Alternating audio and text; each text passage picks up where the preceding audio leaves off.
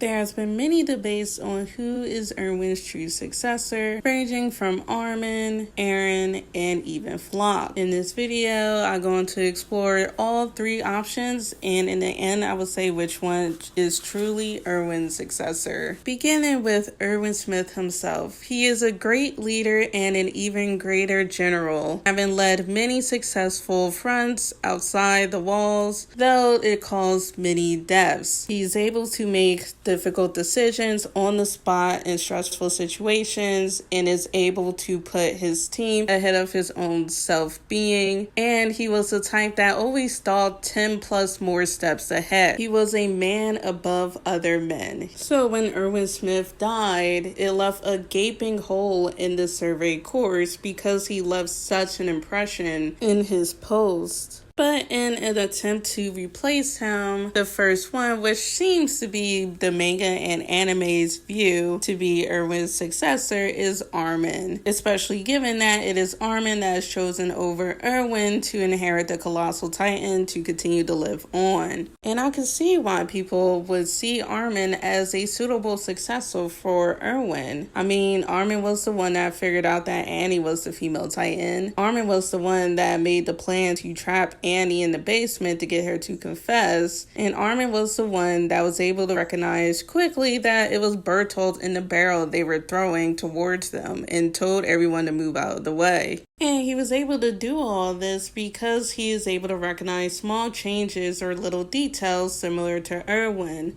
He was able to tell that Annie was indeed a female Titan because of the way she spared him and looked at him. Armin can also be manipulative at times, though you can tell that is something he doesn't want to do.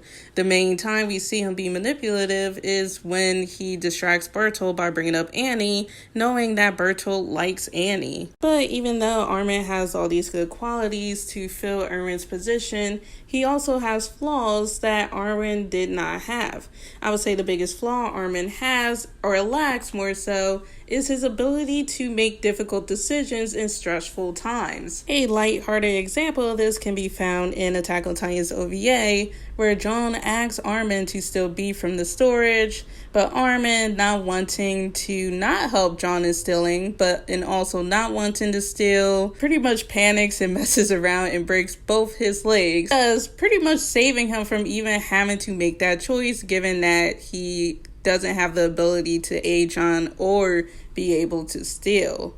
Other examples of this can be found actually when Armin wanted to try to talk things out. We see him wanting to talk it out with Annie, talk it out with Bertolt, and talk it out with the Jaegers.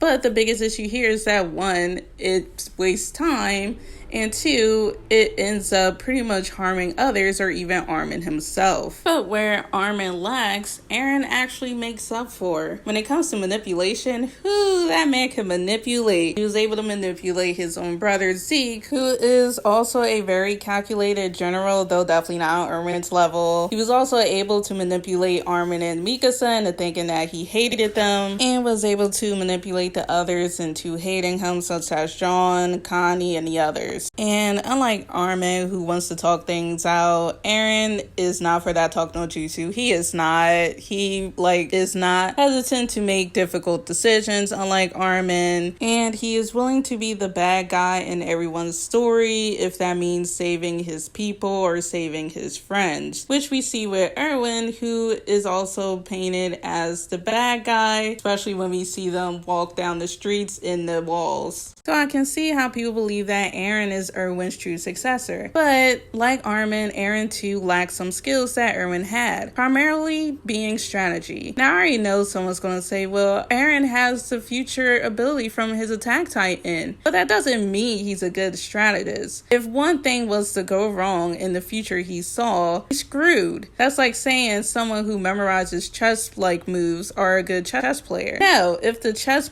their opponent was to use a move they didn't memorize, they too would be screwed. So I would much rather have a general who figures out what's going to happen because they thought of every single possible option and had good intel on themselves, their enemy, and the terrain, than rather rely on someone who just has the powers to see the future. The other issue with the whole futuristic powers is that, well, are there multiple futures? Is it actually 100%? There's just so many issues that could happen with these type of abilities. And so the final candidate we have is Flock. I admit, I honestly don't see how people think Flock is a successor to Erwin. Flock just seems more like a fanboy of both Erwin and Eren to me. I just feel like he just mimics what they do, and mimicry could only get you for so far. Like, yes, there are generals and strategists who mimic certain strategies from others, but they are able to understand how to use it, when to change it if needed, or how to update it to their current situation. So I don't believe Flock is a suitable candidate to even be considered to be Erwin's successor. Only pro I can see for him is speeches, but we can just use Eren's Titan ability, which is to communicate to all the audience when he gains access to the founding Titan abilities. Plus, Flock just reminds me of those fans that like has one interaction with their idol and they swear they know everything about them. Like, Flock literally just had one interaction with Erwin and like probably 2 or 3 interactions with Eren. It swears that he knows both of them better than their own comrades or childhood friends. So this leads us back to the question, well, who will be Erwin's true successor? And I would say that Erwin's successor would consist of 2 people, Armin and Eren. For I believe if Eren did not go off and make his own plan and Armin didn't allow the others, primarily Zeke and the Anti-Marlians, to step up in Erwin's position, if they worked together, I think they would have come up with a better plan that Erwin Smith himself would have been proud of. For both of them could have made up for each other's flaws, for Armin could have made up for Eren's lack of strategy, and Eren could make up for Armin's lack of ability to make tough decisions in tough situations. But sadly, pretty much right after the death of Erwin Smith, you get the introduction of Zeke, Anti-Marlian, and Haruza, who pretty much picks up the mantle from Erwin, whereas everyone else like Hanji and the other survey corps just follow their lead. At the end of the day, Erwin is irreplaceable, but with the situation escalating, someone or someones needed to step up to the plate, and I believe those people should have been Eren and Armin together. But knowing that Erwin's shoes are hard to fill, both of them decided on their own paths and allowed foreign powers to take his place instead. Thank you for checking out this video. I would definitely love to hear your thoughts on this in the comments below. Have a great day, week, month, year, decade. Bye!